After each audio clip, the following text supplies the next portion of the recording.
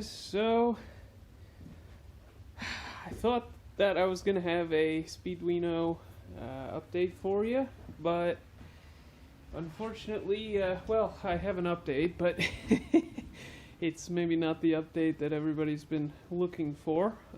So took the Studebaker to the dyno yesterday and tried out the new turbo, learned some very interesting things, but overall the Speedwino side of things didn't go particularly well. So we took the car to the dyno, had some minor issues with the injectors, fixed those, and then started to tune the car. So I took the fuel map from the micro squirt and put it directly into the Speedwino, then scaled it to get it to idle and so on, and basically just, went from there. I did some rough, boost checks, make sure it's given fuel when it goes into boost. It wasn't. And particular areas, so I, up in boost, I just bumped the fuel up a little bit.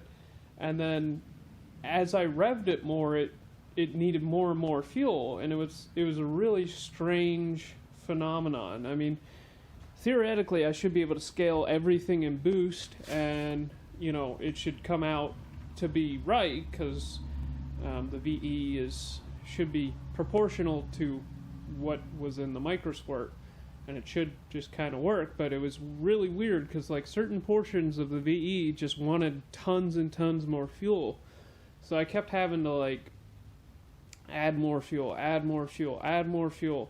I mean, I spent probably an hour or so just trying to get the fuel map down, and finally I was able to make a pull. It was very disappointing. I put the same spark map as what is in the micro squirt into the Speedwino, and it made like 209 horsepower, which is less than it makes naturally aspirated on 7 pounds of boost. So I was pretty bummed with that, and at that point I was sort of frustrated with the Speedwino, and I was like, you know what, I want to make 500 horsepower. So I said, screw it, I'm gonna unplug the Speedwino. I made this little adapter harness, and my wiring is a complete mess at the moment. I apologize. And I just basically unplugged my adapter harness from the Speedwino and plugged right into the micro squirt and said, screw it, let's make some power. So made a pull at 7 pounds of boost. It made just over 300 horsepower, which is a little low, frankly, but still not not less than naturally aspirated horsepower. So yeah, so yeah, I don't know what's going on with the Speedwino.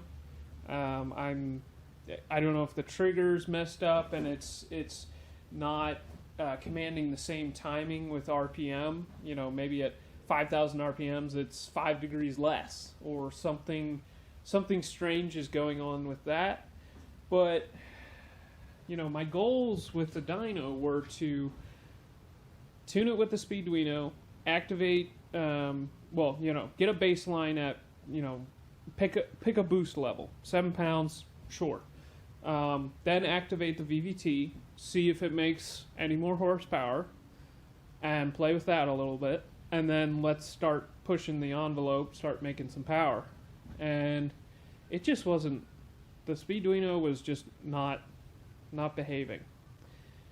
So then we started pushing the micro squirt to more boost, and you notice the screw in the top of my wastegate.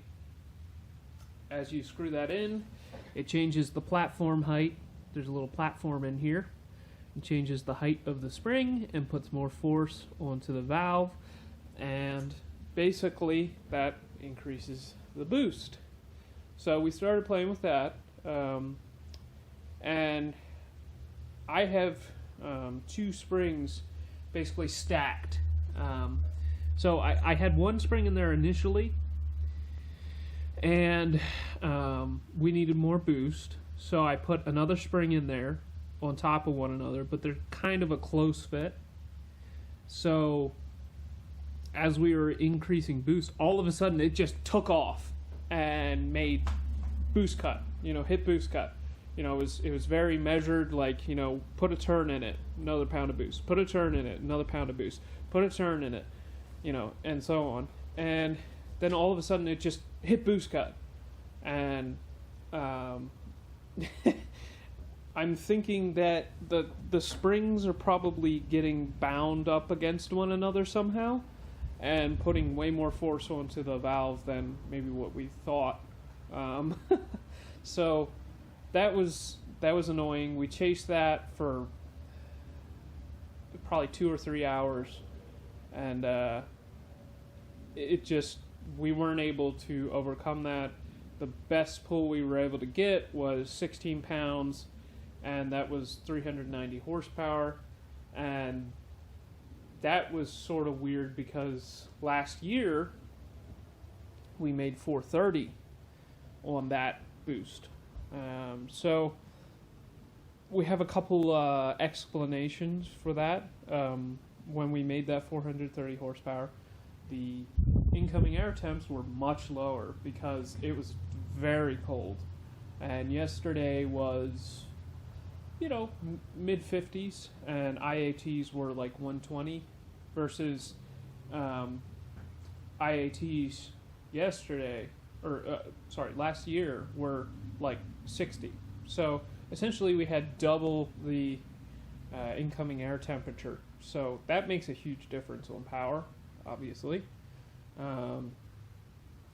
And maybe the turbo isn't making the same boost in the same places. Maybe it's making that 16 pounds of boost past the power peak. So technically it's a lower boost. I'd have to look into all that, but so here we are. I've been wanting to rewire the entire car for quite a while, and I've always had issues like the headlights on the car. I'll just be driving down the road and they'll just shut off and then come back on and then shut off. And recently they just stopped working entirely. And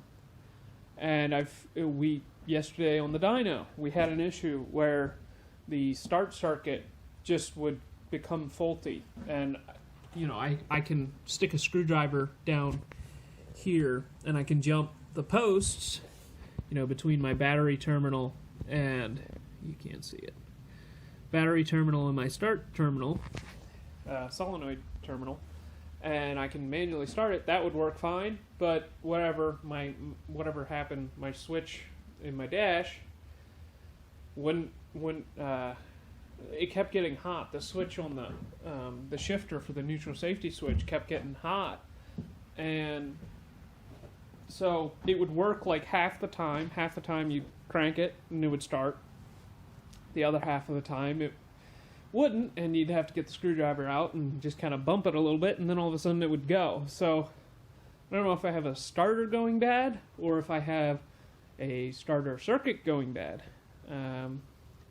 So it's I'm kind of at the point where, like, okay, I just want to tear this thing completely apart and put it back together. I'm frustrated. So I don't know if that was causing gremlins with the Speeduino somehow. But yeah, I'm just tired. I'm tired of messing with this thing. I just want it to work. So what I'm thinking of is I'm going to kind of put this one on the shelf. I mean, I like this car. I'll probably drive it around on sunny days when I don't have to use the headlights. But at some point, I already have a harness. I've been having these wiring issues for a while. and just been putting them off because, oh, I just won't drive it in the dark, you know, just put it off. So I've had a brand new harness from Painless or something, I don't even know, Rebel Wiring, whatever it is, and I've wanted to rewire the car completely for quite a while. The factory wiring in this thing is awful. I mean, it has like literally 2 fuses for the entire system. It's really bad. So it could use some updates. I'll just say that. So yeah, that's probably what we're gonna do. You might not see this thing for a few months while I work on that, and that's just how it's gonna be. So I'm really excited about the front wheel drive project that we're working on now. Unfortunately, I can't reveal it yet. You'll just have to be patient.